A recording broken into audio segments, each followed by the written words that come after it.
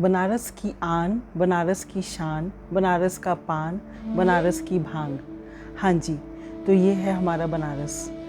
आज मैं Ekta Agrawal, vastu consultant and numerologist, आपके साथ बनारस के बारे में कुछ बातें शेयर करना चाहती हूँ। बनारस एक अद्भुत जगह है, काशी नगरी, हमारी शिवजी की नगरी।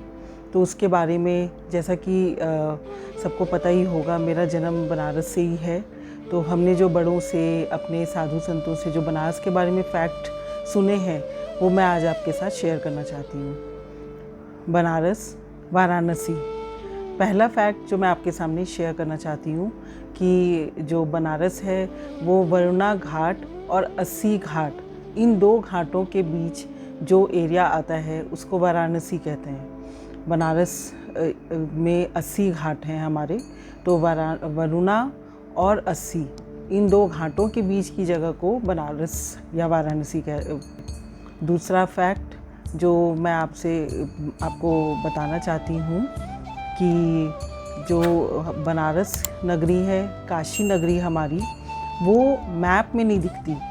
उसको हम ये मानते हैं कि अगर भूगोल में अगर उसको अंकित किया जाए तो उसको हम काशी नगरी को हम मैप में नहीं अंकित करते, क्योंकि ऐसा माना जाता है कि ये शिवजी की बड़ी प्यारी और बहुत प्रिय नगरी है।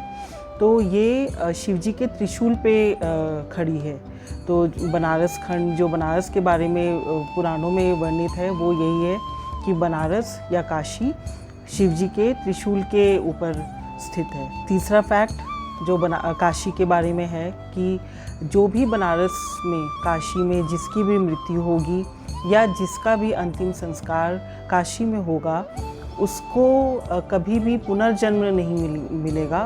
पुनर्जन्म न विद्यते, उसका कभी पुनर्जन्म नहीं होगा, क्योंकि ऐसा माना जाता है कि जिसने भी बनारस में प्राण त्यागे हैं, उनके कानों में शिवजी तारक मंत्र देते हैं। तारक मंत्र देने के बाद उस व्यक्ति की सीधे शिवलोक में गति है, उसको पुनर्जन्म नहीं मिलता। चौथा फैक्ट जो मैं आपको शेयर करना चाहती हूँ वो ये है कि बनारस से कभी भी गंगा जल न लाएं। गंगा जल बड़ी पावन मानी जाती है, सभी लोग अपने घर में रखते हैं। वास्तु के हिसाब से भी अगर हम उसको वेस्ट दिशा में रखते हैं, कोई भी एक ब्रास के लोटे में या कोई भी एक डिब्बी में, तो वो बड़ा शुभ माना जाता है। लेकिन काशी का जल कभी भी बाहर न लाएं। काशी का जल सिर्फ वो शिवजी के लिए ही होता है या वहीं के लोगों के लिए यूज़ करने के लिए होता है। तो कभी भी बनारस जाएं, पूजा करें, दर्शन करें, सब करें, बट काशी जी में, गंगा जी में स्नान करें, लेकिन गंगा जल बनारस का न लाएं। आसपास के जो तीर्थ हैं, जैसे प्रयाग हो गया या इन सभी जगह से हम ला सकते हैं, लेकिन काशी का जल कभी बाहर न लाएं। पांचवा फैक्ट जो बहुत ही मेरे ख्याल से बहुत लोगों को नहीं पता होगा, वो ये है कि बनारस में वहाँ पे बहुत सुंदर सुंदर मिट्टी के बर्तन, मिट्टी की चीज़ें मिलती हैं।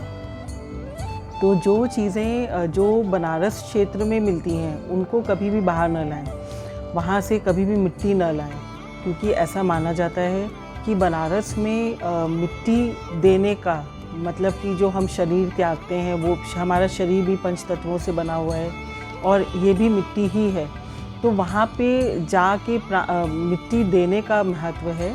वहाँ से मिट्टी लाने का एकदम मना है। जो पुराणों में वर्णित है वो यही है कि वहाँ से कभी भी मिट्टी न लाएं।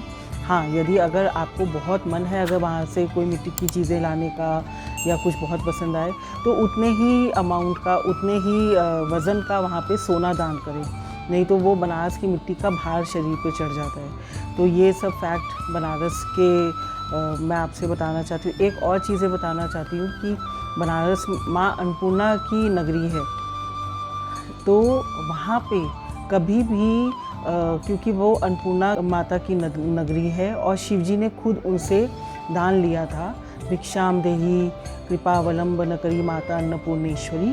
तो माता अन्नपूर्णा ने स्वयं शिवजी को दान दिया था। तो इसलिए कभी भी काशी में रहे हुए व्यक्ति, चाहे वो फाइनेंशियली बहुत ठीक नहीं भी हो या वहाँ के जो लोग हैं, तो कभी भी वहाँ के कोई भी लोग भूखे नहीं सोते। क्योंकि ऐसा माना जाता है कि माता अन्नपूर्णा हमेशा सब पे कृपा रखती हैं, सब बच्चों पे अपनी नज़र रखती हैं। तो इसलिए कहीं ना कहीं से कोई ना कोई बालक बन के किसी को भी खाना मिल जाता है, तो वहाँ पे कोई भी रहा हुआ व्यक्ति भूखा नहीं सोता। एक और फैक्ट जो मैं शेयर करना चाहती हूँ वो ये है कि बनारस में दुनिया में जितने तीर्थ हैं, हमारे भारत देश में जितने भी तीर्थ हैं, वो सारे उन सभी तीर्थों का कोई ना कोई रूप में बनारस में दर्शन है। हमारे 12 ज्योतिर्लिंग वो भी बनारस में है। केदारनाथ हैं जैसे, तो वो केदार घाट है वहाँ पे और केदारनाथ जी के दर्शन हैं। अब जैसे बद्री विशाल है जो हमारा तीर्थों में आता है, उनका मंदिर है। तो इस तरह करके बनारस में अगर आपने बनारस के तीर्थों को कर लिया तो वो एक आपकी पूर्ण तीर्थों की यात्रा हो गई। तो उसके लिए आपको इधर उधर भटकने की ज़रूरत नहीं है। तो मेरा एक विशेष प्यार है बनारस से, मेरी काशी नगरी से। तो इसलिए मैं तो अपने जीवन में ये मानती हूँ कि काशी विश्वनाथ जी के दर्शन हो गए और वहाँ पे जो भी शिव रूप में दर्शन मिल रहे हैं उनका कर लिया तो हमारा जन्म सिद्ध हो गया। तो ये कुछ फैक्ट्स, कुछ चीज़ें जो मेरे को लग रहा था कि शायद कई लोगों को नहीं पता होगा। ऑब्वियसली बहुत लोग हैं जानकार, बट उन लोगों के लिए है ये वीडियो विशेषकर जिनको इन बारों में नहीं पता। तो कीप लिसनिंग। हाँ, और आजकल अभी काशी विश्वनाथ जी का बड़ा ही सुंदर मंदिर बन गया है और बहुत ही विशाल रूप में उनके दर्शन हैं। गंगा जी से वहीं पे सीधे जल लाएं और सीधे काशी विश्वनाथ जी को चढ़ा दें, ऐसे खुले खुले वहाँ के दर्शन हो गए। पहले तो बहुत ही कंजेस्टेड था, तो अभी जितना अंदर का जो पहले चांदी की जो मेन काशी विश्वनाथ जी का जो शिवलिंग है उस वाले मंदिर के अंदर पूरा सोने का पतरा चढ़ा दिया गया है, पहले चांदी का था। तो वो सब दर्शन करने लायक है और शिव समान दाता नहीं, तो दर्शन करें और पुण्य कमाएं। तो इसी बात के साथ मैं एकता अग्रवाल, थैंक यू।